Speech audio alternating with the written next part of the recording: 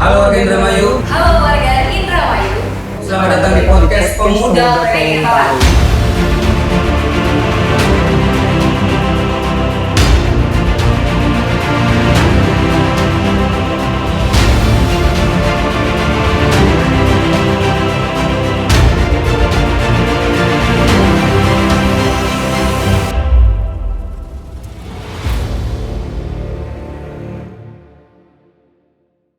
Halo warga Indramayu, selamat datang di podcast Pemuda Pengen Tahu. Di episode kali ini kita bakal ngobrol santai bareng pasangan calon Bupati Indramayu nomor urut 3, Ibu Nina Agustina dan Bapak Tobroni, yang kali ini diwakilkan oleh Bapak Tobroni atau biasa dipanggil Kang Elang. Selamat malam Bapak. Selamat malam. Hadir malam ini luar biasa nih.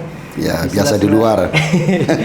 Di sela-sela kesibukannya ya masih bisa hadir sama Watch In di sini kali ini untuk mengedukasi tentunya anak-anak pemuda-pemuda Indramayu. Siap.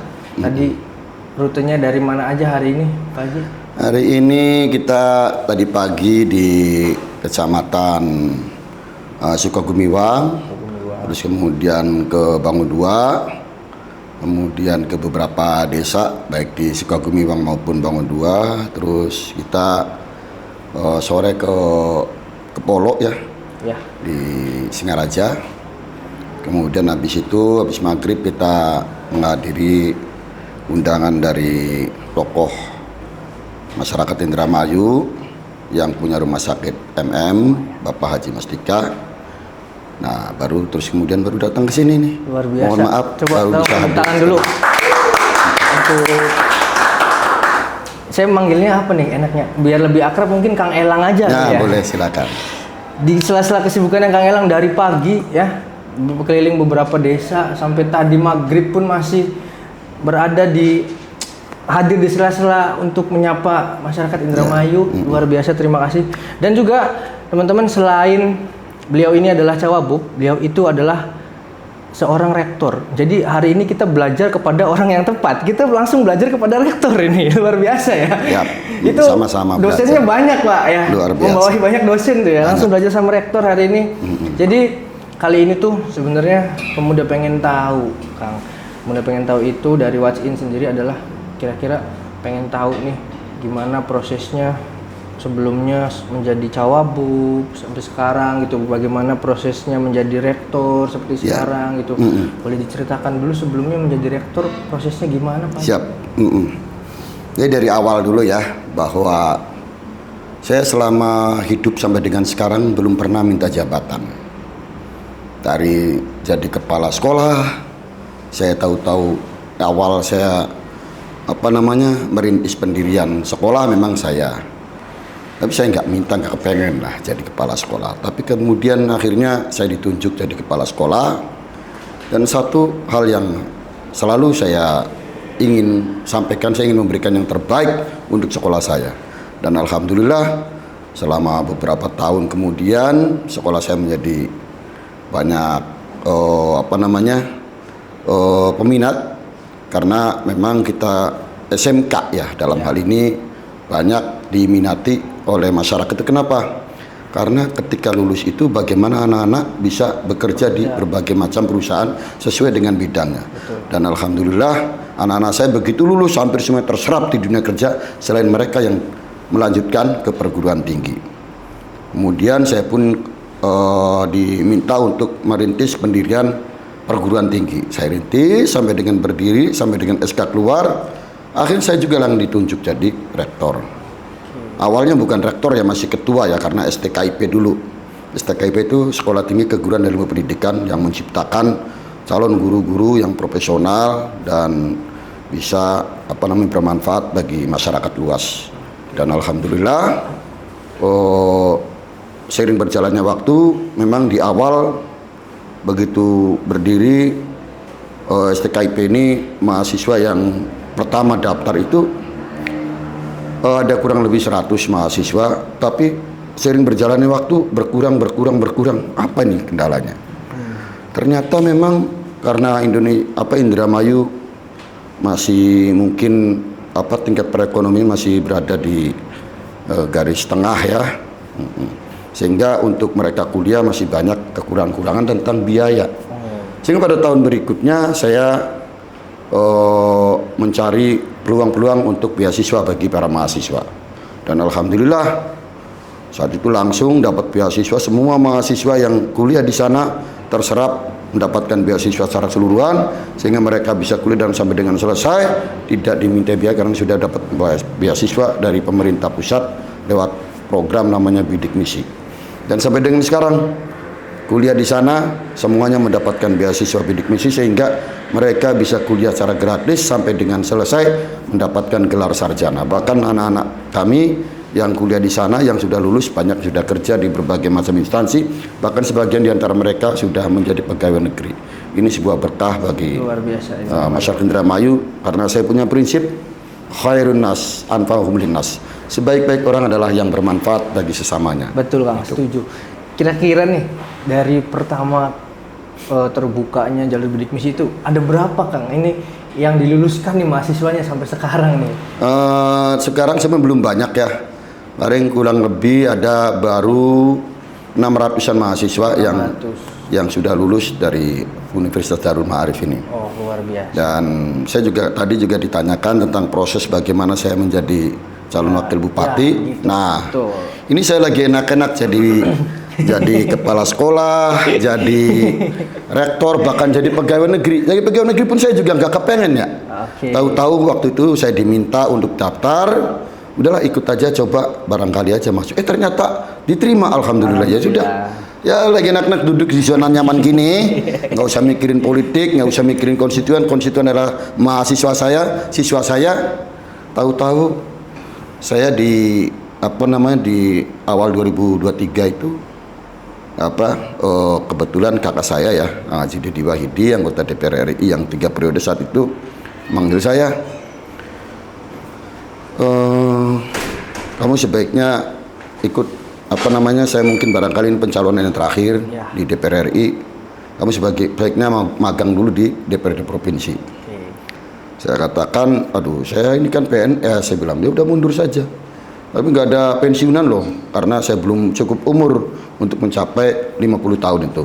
Ya udah, rezeki kan bisa Allah yang ngatur. Betul, sudah, yang penting bagaimana kira-kira bisa bermanfaat untuk masyarakat, melanjutkan perjuangan saya untuk bagaimana bisa bermanfaat dan maslahat untuk warga Indramayu khususnya. Akhirnya saya maju DPRD provinsi dengan konsekuensi saya keluar dari PNS tanpa pensiun muda, pensiun dini. Dan alhamdulillah kemarin saya terpilih. Dan begitu terpilih, ini saya ditarik dari sana sini agar bersedia menjadi pasangan dari mereka yang mencalonkan diri sebagai calon bupati, agar saya berkenan jadi wakilnya. Saya bilang saya belum siap sebenarnya, karena apa? Ya saya pertama ya sebagaimana anak muda pada umumnya, saya dianggap masih muda karena saya juga dipanggilnya Kang Elang dari dulu kan. Betul. Nah, setuju. karena saya memang merasa jiwa saya jiwa muda. Saya juga ketua komunitas NMAC dan Exmat Rider Indramayu, dan itu memang dalam rangka selain memang hobi pada touring, juga menghilangkan stres ya, tiap hari bergelut dengan dengan pendidikan, dengan sebagainya, sekali waktu kita refreshing. Betul. Karena hidup itu dalam sehari 24 jam dibagi 3. 8 jam untuk istirahat, 8 jam untuk kerja, 8 jam untuk refreshing. Untuk senang. Nah, kita sering refreshing, kita buang ini. Jadi akhirnya kerja, sering pusing. Nah, itu dia. Tiap hari. Ya, betul. Nah, alhamdulillah ya kita sering komunikasi dengan anak muda, dan pada akhirnya ya Ibu Nina yang incumbent saat ini juga sedang cuti.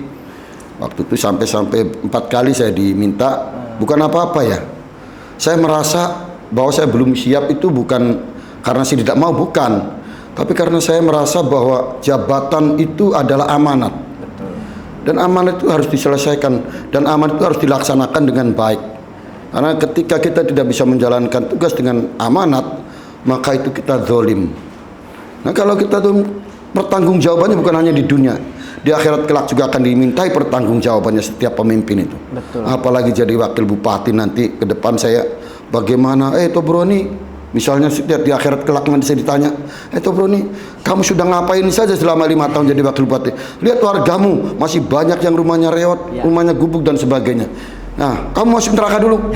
Nah, ini kan bahaya buat saya. Bahaya, benar. Tapi ya bismillah, ketika saya sudah melakukan istikharah dan ternyata hasilnya baik, ya sudah, bismillah, saya terima pinangan beliau dan sekarang saya siap untuk bekerja sama dalam rangka mewujudkan Indramayu lebih maju, Amin. lebih lebih sejahtera lahir dan batin, Ya. insya Allah. Nah. Karena sungguh saya punya prinsip, sekali lagi, khairun nas anfa'hum linnas, sebaik-baik orang adalah yang bermanfaat bagi sesamanya. Didengarkan guys, ya. Nih Kang, karena tadi Kang Elang sudah cerita dari awal, Kang Elang itu berarti meninggalkan zona nyaman ya waktu itu Betul. sebagai PNS dan sekarang harus ikut membangun Indramayu bersama pasangan yang sekarang ya, Iya. artinya ya. Zona nyaman yang kedua itu, zona nyaman Yang pertama sebagai Kepala sekolah. 3 kepala sekolah, rektor dan PNS harus keluar dari zona nyaman. Begitu terpilih jadi anggota DPRD provinsi, itu kan sudah duduk di zona nyaman lagi. Meninggalkan zona Harus nyaman. tinggalkan lagi demi Indramayu saya. Luar biasa. Yaitu semuanya ya amanat, sekali lagi. Kalau memang itu demi kebaikan bersama, bismillah. Iya. Saya ingin apa yang bisa saya perbuat untuk warga saya, untuk Indramayu di masa mendatang. Nah, itu aja. Siap Kang. Ini sebagai warga Indramayu yang mewakilkan pemuda nih Kang. Ya. Kita nih pengen tahu visi utamanya tuh sebenarnya untuk memberdayakan pemuda Indramayu nih selama tahun ke depan nih, ada nggak nih Kang visinya dari Oh, jelas. pasangan nomor 3 nih? Bung Karno pernah berkata bahwa kumpulkan ratusan Seribu orang tua, orang tua. ratusan ribu orang tua, maka akan Guncangkan gunung. nah iya. Kalau dikumpulkan Baru bisa menggoncangkan gunung pun belum tentu bergoncang gunungnya. Betul. Tapi kumpulkan 10 pemuda di depan saya, maka saya goncangkan dunia. Termasuk itu pemuda. betapa pentingnya Iya. peran pemuda di masyarakat itu. Ya, kata sahabat Ali, ya, laisal fata may yaqulu kana abi, walakinnal fata ha anada. Bukanlah pemuda itu berkata, bahwa bapakku jadi anu, ya, saudaraku jadi ini, nenekku jadi itu dan sebagainya. Yang katakan pemuda adalah ha anada, inilah aku, inilah dadaku. Itulah pemuda namanya. Jangan nyenderkan sama yang lain-lain. Nah, betul. Jadi oleh karenanya pemuda ini, apalagi saya juga senang sekali di kegiatan-kegiatan pemudaan, dulu di Ansor, kemudian di di Pramuka juga saya aktif ya. Kemudian hal-hal kegiatan-kegiatan pecinta alam, itu anak-anak muda semuanya yang bergerak. Dan pada prinsipnya mereka semuanya positif. Saya melihat juga, saya pernah ke Cina ya. Di negeri Cina itu ya, justru anak-anak muda yang bekerja. Orang-orang tua itu pada santai semuanya. Karena ketika mereka masih sekolah, anak-anak nih semuanya pada ketika pulang sekolah mereka kerja di rumah. Di rumah-rumah itu ada namanya istilahnya apa ya, pabrik perumahan loh namanya. Nah itu mereka pada bekerja. Mereka pada bilang ke saya, enak ya anak-anak Indonesia mah. Kenapa emangnya? Begitu mereka pulang sekolah mereka main, pulang sekolah mereka jalan-jalan, pulang sekolah mereka happy-happy. Loh, kalau di sini gimana? Di sini begitu mereka pulang sekolah mereka kerja di pabrik-pabrik yang di rumah-rumah, home industry itu datang apa kerja. Nggak ada anak-anak kecil, anak-anak yang seusia sekolah itu begitu pulang sekolah mereka santai, mereka jalan-jalan. Nah makanya begitu mereka lulus sekolah, lulus SMA, lulus SLTA, mereka sudah langsung ada yang jadi manajer, ada yang jadi direktur. Jadi masa-masa kuliah itu mereka sudah hebat luar biasa. Mereka saya juga ingin meniru itu. Karenanya pemuda harapan bangsa bagi saya. Oleh karenanya pemuda harus betul-betul menjadi motor penggerak kemajuan suatu daerah, suatu bangsa. Itu yang sangat saya inginkan ke depan. Itu dari untuk Cina para pemuda. tuh Kang ya. Tadi Kang Elang nih langsung belajarnya ke Cina guys. Memang kata Rasul juga belajarlah sampai ke negeri. Nah, Benar itu ya? dia. Iya kan? Ya, betul nah, sekali. kira-kira nih Kang, dengan tadi saya mendengar cerita Kang Elang yang dari Cina nih, pemuda begitu pulang sekolah, begitu pulang kuliah itu langsung bekerja nih. Kira-kira ada nggak sih Kang maksudnya program dari pasangan nomor 3 ini yang bisa menciptakan program untuk kepemudaan tapi menciptakan peluang ekonomi juga nih? Kira-kira ada nggak nih begitu? Ini dia ya. Depannya. Sebenarnya banyak peluang-peluang ekonomi bagi para pemuda mereka yang bersekolah itu lulus begitu selesai sekolah kurang lebih jam 2 gitu kan ya, pulang sekolah SLTA ini kan, mereka bisa bekerja sampingan seperti mohon maaf ya, misalnya ya kan banyak home industri juga. Kita bisa di Pauman ada misalnya pabrik apa batik ya, produk-produk home industri batik dan sebagainya. Kemudian ada juga di Kenanga ada pabrik kerupuk dan sebagainya. Anak-anak muda kita berdayakan untuk belajar berwirausaha untuk nanti ke depan bisa berdikari. Nah, kemudian juga saya ingin di tempat-tempat yang strategis seperti misalnya di Dayung itu kan di sekitarnya kan banyak ruang-ruang kosong. Kita ingin bangun beberapa stoklis gitu kan yang nempel, itu nanti kita pemuda kita gerakan untuk berwirausaha, silakan bikin apa sehingga mereka berdaya guna, sehingga mereka bisa mencari peluang-peluang kerja tersendiri. Termasuk di dalamnya juga kita ingin memberikan pemodalan bagi anak-anak muda nanti ke depan biar mereka tidak nganggur gitu loh, begitu selesai kuliah, selesai sekolah gitu kan. Maksudnya pulang kuliah, pulang sekolah ini kan, apalagi kalau kuliah itu sebenarnya hanya 4 hari dalam seminggu. Betul. Jadi lebih banyak waktu, jam kosong kan, ya? Banyak jam kosongnya. Dan itu bisa dimanfaatkan oleh para mahasiswa untuk berdikari, bermandiri, berwirausaha dan lain sebagainya. Bisa dengan apa saja. Sebenarnya banyak ya peluang-peluang yang ada bagi masyarakat Indramayu, terutama anak-anak muda ini untuk barangkali bisa berdikari, mencari peluang-peluang kerja. Seperti juga misalnya di Karangampel sana ada ya produk-produk kreatif seperti dodol Karangampel yang tidak kalah enaknya dengan dodol Garut. Hanya memang kita kurang memberikan suatu promosi yang bagus. Coba nanti ke depan nanti Indramayu ini ingin punya program ya bagaimana pemasaran Indramayu lebih luas dan lebih mendunia. Ekonomi kreatif tuh. Nah, ekonomi kreatif apalagi sekarang sudah ada Kementerian Ekonomi Kreatif. Nah, anak-anak muda ini kita masukkan. Boleh jadi nanti ke depan saya juga ingin membuka namanya Dinas Ekonomi Kreatif khusus anak-anak muda nanti. Setuju tuh, Kang. Boleh. Nah, benar, itu biar nanti khusus kepala dinas ini menangani hal-hal yang tentang kreativitas anak-anak muda. Nah, itu yang saya inginkan. Berarti ini dari paslon nomor 3 sendiri nih, Kang, prioritasnya nih untuk meningkatkan kesejahteraan pemuda-pemuda Indramayu itu yang paling diprioritaskan dari sektor mana, Kang? Pendidikan kah, kewirausahaan kah, pariwisata atau ekonomi kreatifnya nih? Nah, 03 sendiri nih. Tempat-tempatnya sangat bagus ya. Pertama pendidikan, dan ini pendidikan ini adalah hal yang harus menjadi wajib bagi setiap pemuda agar bisa berkreatif, agar bisa berwirausaha, agar bisa mandiri. Perlu pendidikan yang tinggi, perlu pendidikan dan pengalaman serta wawasan yang luas. Dan itu adanya di pendidikan, walaupun tidak selamanya pendidikan itu harus di sekolah, tidak. Tetapi pada umumnya memang seperti itu. Jadi saya ingin pertama anak-anak muda ini jangan sampai putus sekolah. Karena saya juga orang pendidikan yang lebih dari 25 tahun saya berkiprah di dunia pendidikan, sehingga tahu betul bagaimana pentingnya pentingnya pendidikan bagi anak-anak muda. Pentingnya pendidikan apa saya katakan? Karena pendidikan adalah awal kemajuan suatu bangsa. Kenapa saya katakan demikian? Ketika pendidikan ini maju, maka bangsa ini juga akan maju, daerah itu juga akan maju, Indramayu akan maju dengan sendirinya. Pun juga ketika pendidikan ini mundur, itu adalah awal kehancuran dari sebuah daerah. Oleh karena pendidikan adalah modal utama untuk kesuksesan segalanya.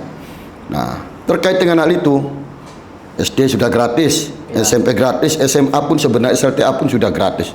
Tinggal perguruan tinggi. Nah, saya ingin anak-anak muda semuanya jangan ada yang berhenti sekolahnya sampai di SMP, jangan sampai berhenti di SMA. Hayo pada kuliah. Kalau kalian misalnya tidak ada biaya, monggo di kampus hijau di tempat saya bukan promosi ya, tapi saya ingin bahwa anak-anak Indramayu ini harus S1 minimalnya supaya mereka punya wawasan yang luas, punya pendidikan tinggi sehingga pekerjaan pun lebih mudah diperoleh. Baik berwirausaha maupun menjadi karyawan di di berbagai macam instansi.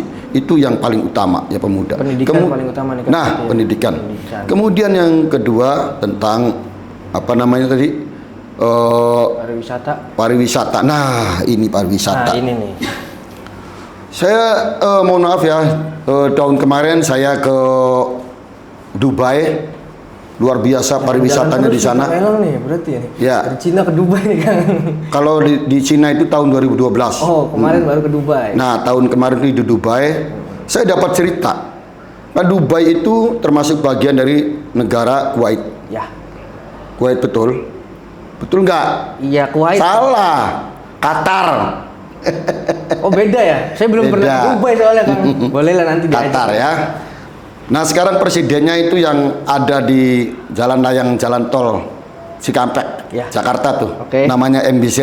Ya, Muhammad bin Zayed. Nah, saya tahu itu kalau Nah, saya. dulu waktu itu beliau masih jadi wakil presiden, dia berkata begini, sekarang ini kita memang produksi minyaknya tertinggi, penghasilan yang banyak itu dari minyak semuanya. Tapi minyak itu merupakan sumber daya alam yang terbatas.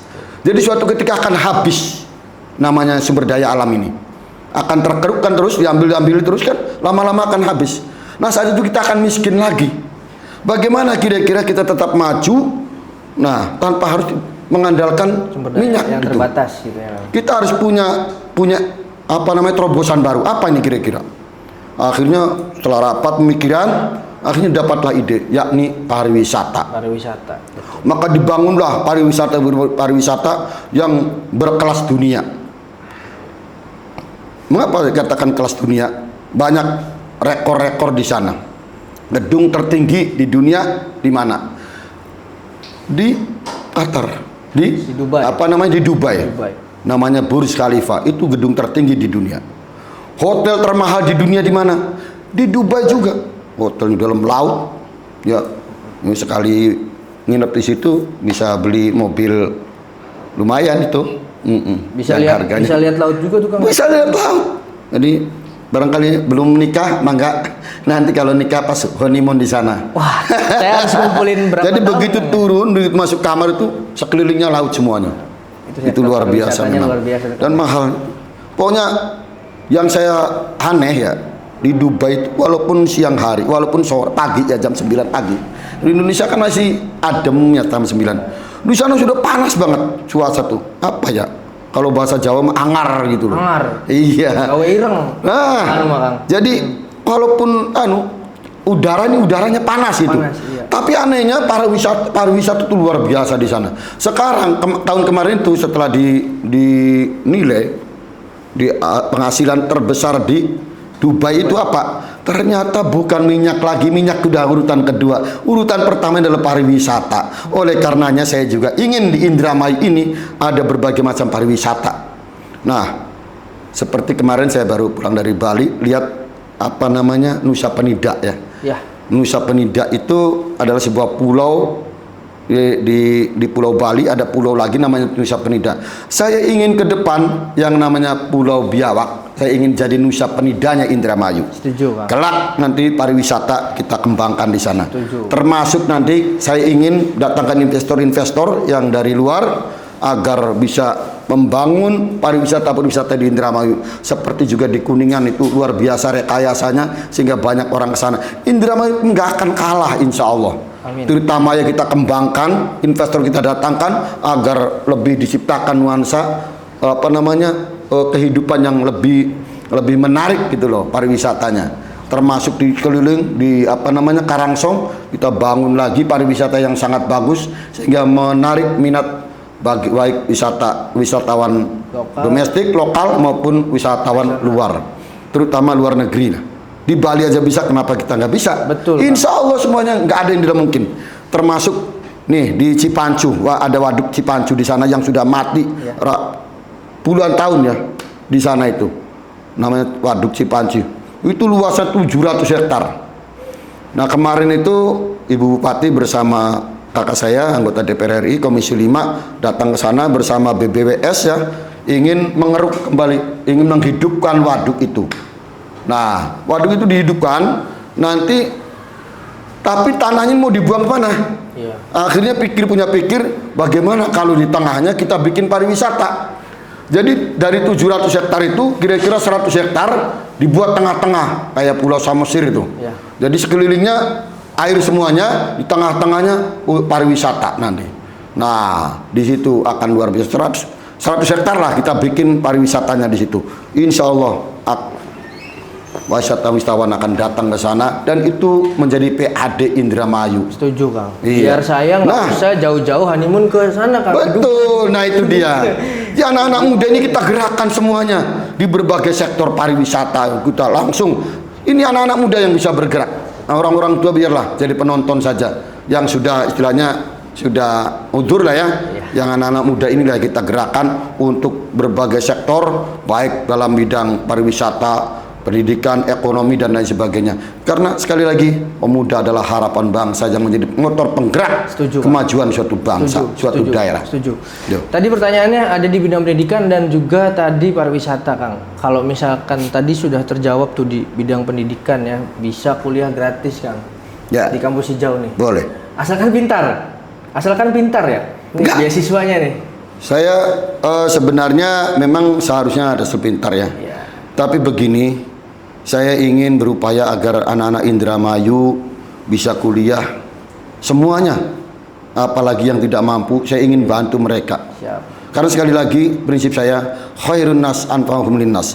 Sebaik-baik orang adalah yang bermanfaat bagi sesamanya. Nah. Dan saya ingin semua warga Indramayu bisa kuliah sampai dengan selesai sehingga mereka bisa berguna bagi masyarakat luas, khususnya bagi diri sendiri.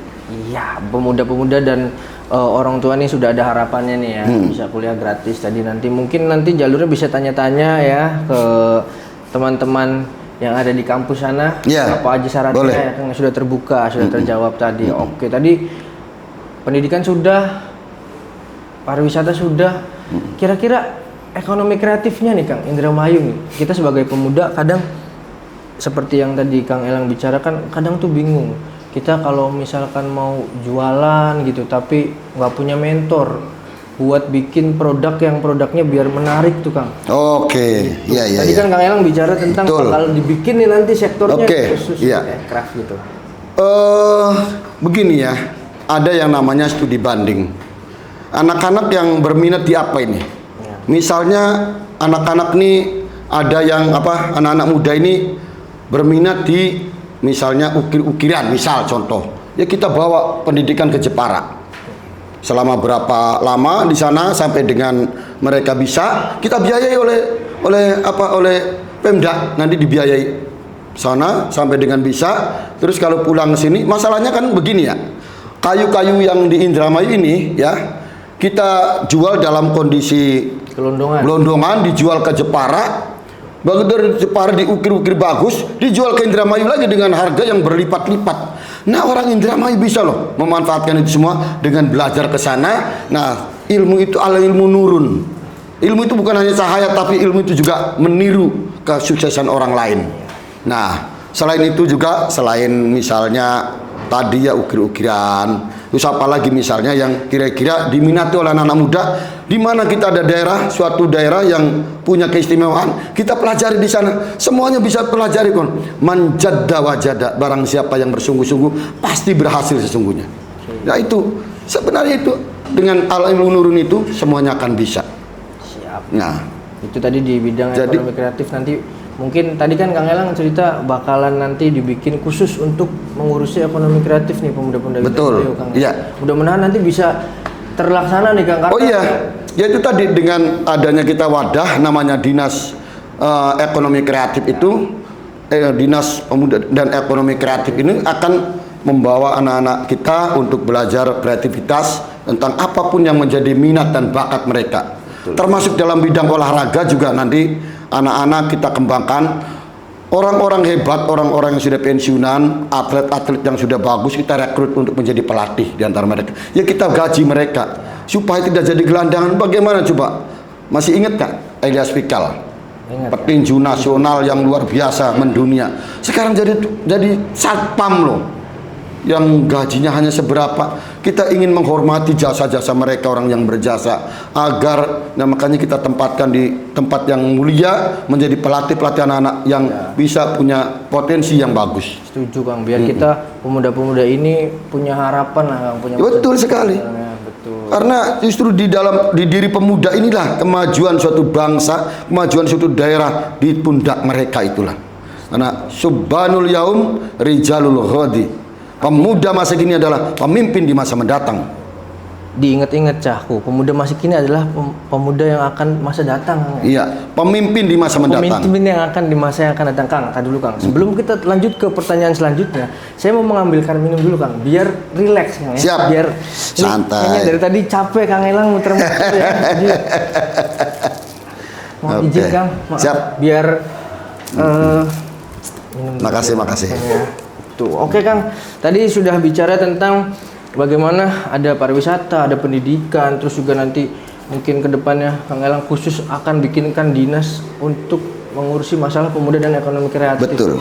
Itu tadi yang terlihat secara visual Kang. Ini kan sekarang itu zamannya modernisasi. Ya, gimana kita ini lebih banyaknya itu kadang media sosial itu salah satu teknologi itu Kang ya.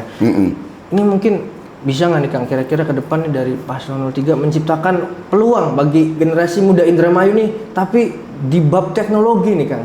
Karena teknologi itu ada nggak nih terobosan-terobosan yang bakal dibikin Kang kira-kira? Dalam hal apa misalnya? Dalam hal misalkan teknologi adalah salah satu upaya untuk nanti menaikkan kearifan lokal gitu, untuk menaikkan Indramayu gitu Kang. Ya, oke. Jadi anak-anak kita juga memang apalagi setelah generasi 4.0 tuh. ke depan bentar lagi kita 5.0 loh. Iya. Kita jangan sampai ketinggalan zaman ya. Tentang teknologi ini. Karena justru teknologi inilah yang akan mengantarkan kita pada kemajuan, tapi juga jangan sampai ketelepasan ya. Karena juga kita harus tetap ada iman yang bisa mengerem, karena dalam teknologi ini sebagai macam video bisa ditampilkan apapun itu, dari yang tertutup rapat sampai telanjang bulat. Oleh karenanya kita harus bisa memfilter sebagai anak muda juga. Nah, oleh karenanya dalam hal ini kita juga perlu di dalam ekonomi generasi 4.0 ini meningkatkan kinerja anak-anak muda dalam hal itu. Ya, kita juga sekali lagi di dalam agar mereka tidak ketinggalan kereta, kita juga perlu mendidik anak-anak muda supaya mereka tidak gaptek ya. Tidak gaptek, betul. Nah, oleh karenanya kita juga perlu memberikan pembinaan, memberikan pelatihan bagi mereka supaya mereka bisa lebih kreatif dalam mengelola era 4.0 ini. Ini kan di Indramayu kan sementara yang mendukung pemuda untuk bisa memanfaatkan teknologi adalah internet gratis nih Kang ya, yang sekarang disediakan ya sama Pemda Indramayu. Okay. Ya. Kedepannya mungkin nggak misalkan nanti dari Paslon 03 tuh membuat komunitas atau misalkan mensupport komunitas atau forum-forum pemuda nih Kang. Misalkan gitu, ada nggak kira-kira untuk arah ke sana nih, membuat komunitas atau forum pemuda gitu kan? Dan kira-kira. itu bagus itu, dan sangat-sangat kita dukung mensupport kegiatan-kegiatan muda yang terkait dengan hal itu. Nanti selain itu juga kita ada wifi di beberapa tempat-tempat sehingga mereka bisa melakukan aktivitas secara gratis ya, tanpa biaya. Kemudian juga kita perlu memberikan wadah bagi mereka supaya tetap terbina, supaya tetap juga terkendali, tapi juga mereka bisa kreatif lebih luas lagi.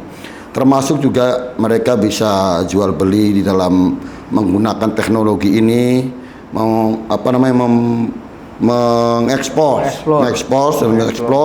produk-produk kita, apa yang menjadi kebiasaan atau keahlian kita, sehingga bisa dari situ kita bisa lebih menggunakan internet itu sebagai modal iklan ya, buat kita agar lebih terkenal ya di dunia luas. Saya lihat juga, mohon maaf ya, ini kenapa Indonesia itu, padahal menurut saya setelah saya mengunjungi beberapa negara, Indonesia itu ternyata negara yang sangat subur makmur.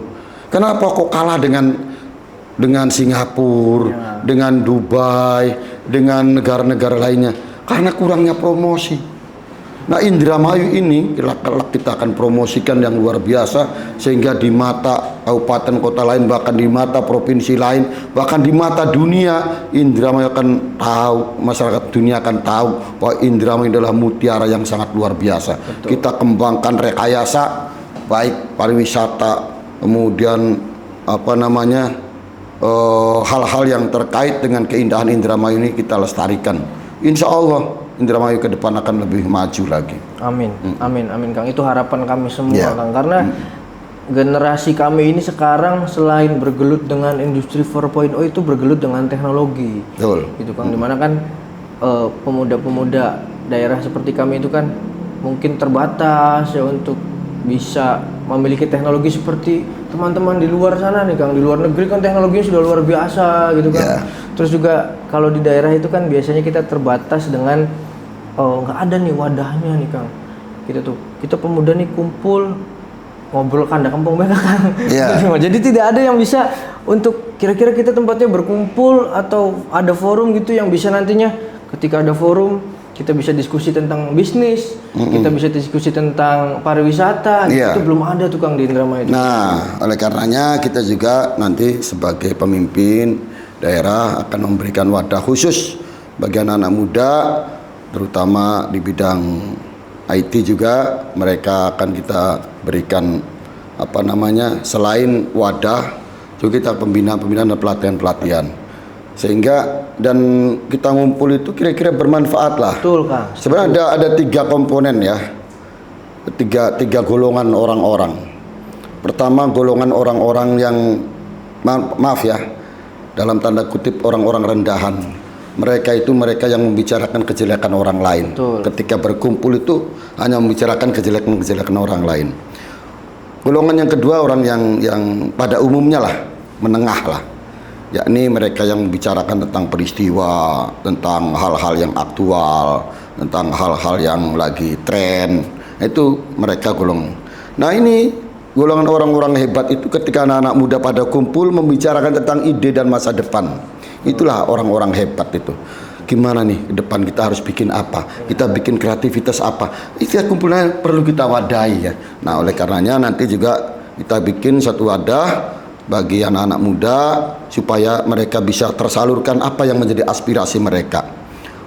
Apa saja yang penting itu positif dan itu bernilai ekonomi bagi mereka, insya Allah. Dan itu adalah orang-orang hebat di antara mereka kumpul di sana, pasti akan menghasilkan sesuatu yang hebat pula. Amin. Gitu. Amin, luar biasa. Ini karena hari ini kita ngobrolnya langsung sama rektor ya. Jadi memang harusnya anak-anak muda ini bisa terinspirasi dan bisa mengambil ilmunya yang tadi dikatakan sama Pak Rektor nih ya. Luar biasa, tapi memang jiwanya masih muda Kang ya. Masih muda nih ya. Saya senantiasa ingin tetap berada dengan anak-anak muda sehingga kita berjiwa muda terus.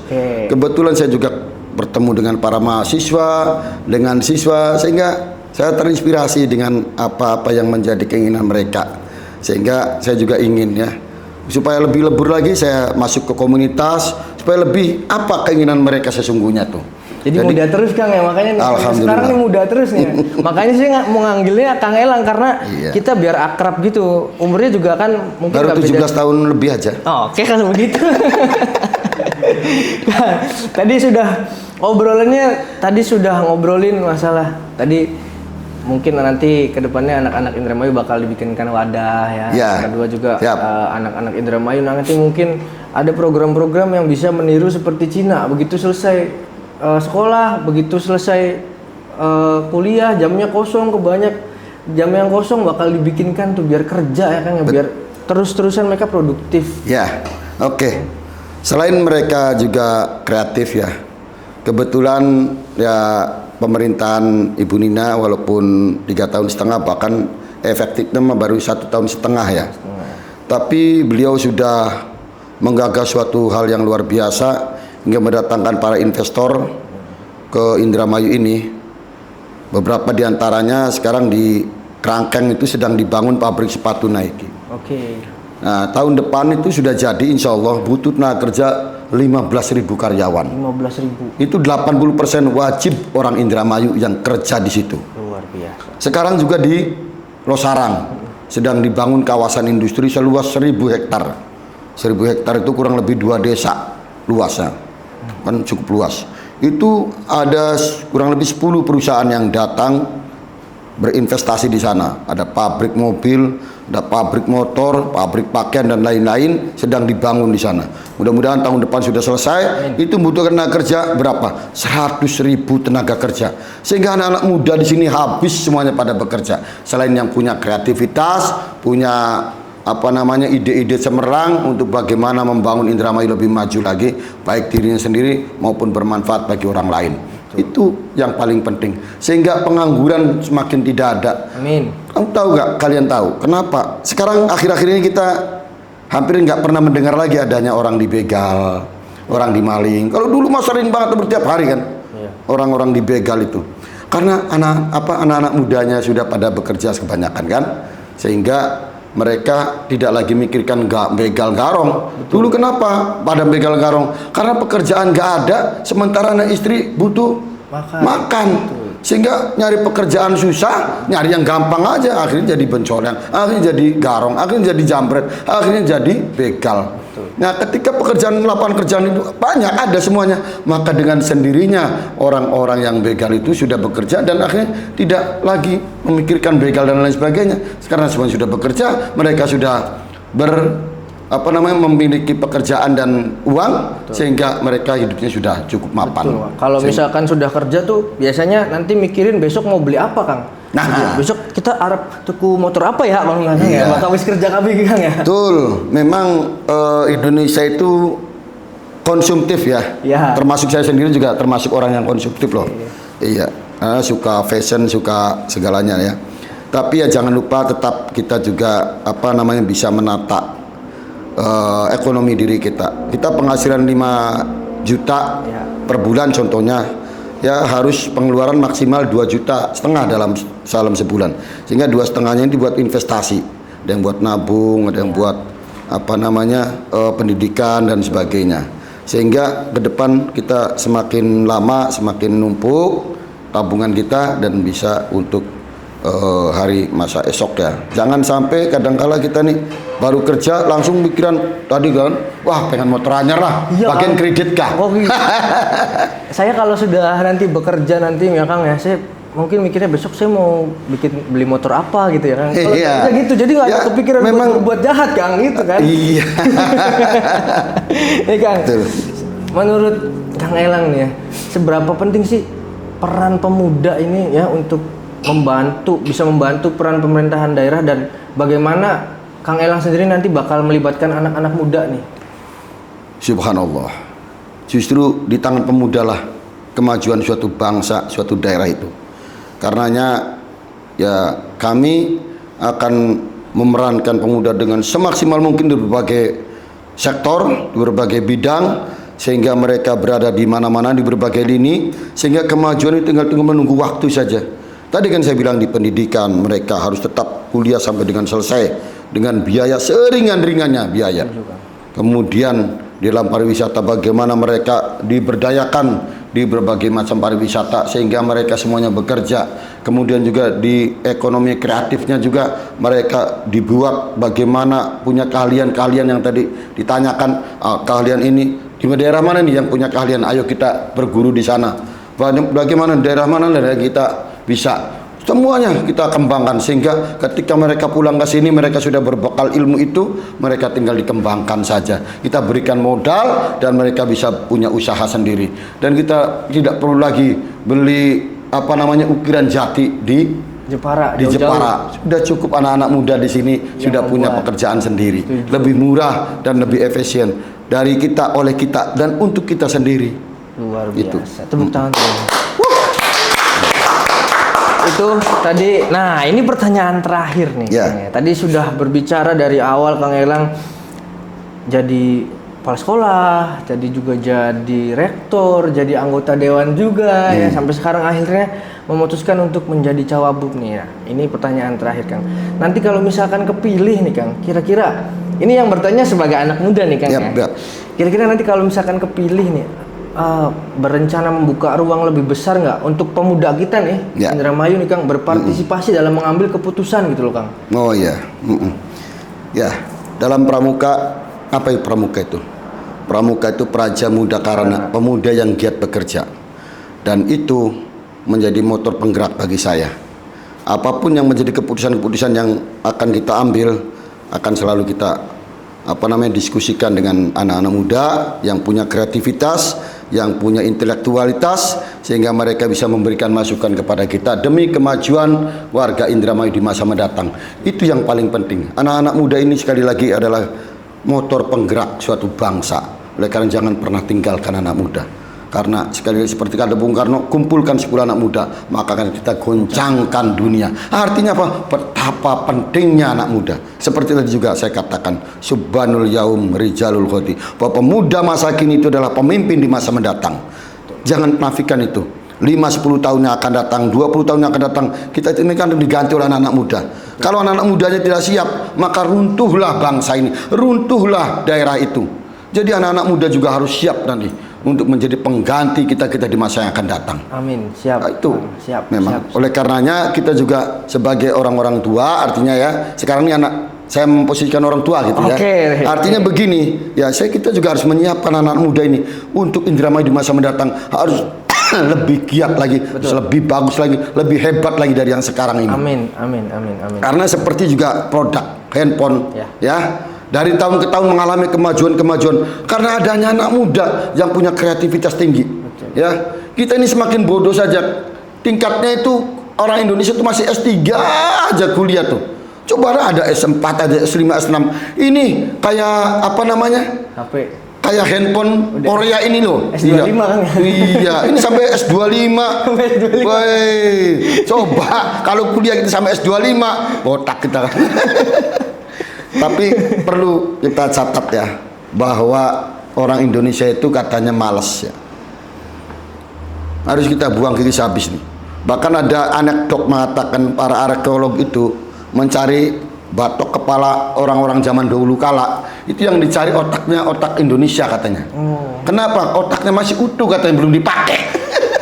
Nah, ini menjadi anekdot buat kita. Oleh karenanya kita harus punya kreativitas yang tinggi, yang anak-anak muda ini yang punya ide-ide yang bagus, sehingga mereka bisa bermanfaat kelak di kemudian hari, bukan hanya untuk dirinya tapi juga untuk orang lain. Sekali lagi, khairun nas anfa'uhum linnas, sebaik-baik orang adalah yang bermanfaat bagi sesamanya. Betul. Terima kasih banyak Kang Elang.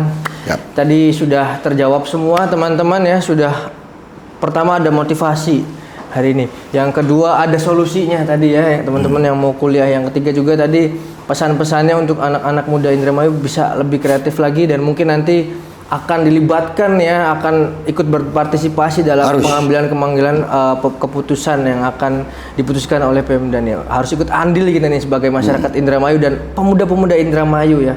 Kang Elang, terima kasih. Sama-sama. Kesibukannya luar biasa, tapi masih hadir untuk What's in Indramayu, luar biasa loh Kang. Terima kasih. Tepuk tangan dulu tuh. Tangan loh. Terima kasih. Sibuk ya. Dari pagi sampai suaranya habis, tapi masih tetap mau memberikan ilmunya, memberikan pesan-pesannya untuk teman-teman muda ya. Teman-teman, Kang Elang terima kasih. Teman-teman terima kasih juga sudah nonton ya. Jangan lupa pantau turun What's in Indramayu. Subscribe juga, like juga, komen juga. Teman-teman yang mau lihat podcast hari ini bisa di What's in Indramayu, ada di Instagram, ada juga di YouTube ya. Terima kasih juga untuk Hospace, Bikin, dan juga Astro Host. Saya hari ini pamit dulu. Nanti kita bicara lagi, kita ngobrol-ngobrol lagi sama Kang Elang. Kalau misalkan nanti Kang Elang sudah terpilih nih, akan lebih seru mungkin ya nanti obrolannya. Siap. Assalamualaikum warahmatullahi wabarakatuh. Disapa dulu Kang. Dadah. Dadah. Terima kasih semuanya. Terima kasih banyak Kang. Siap. Makasih. Makasih. Siap.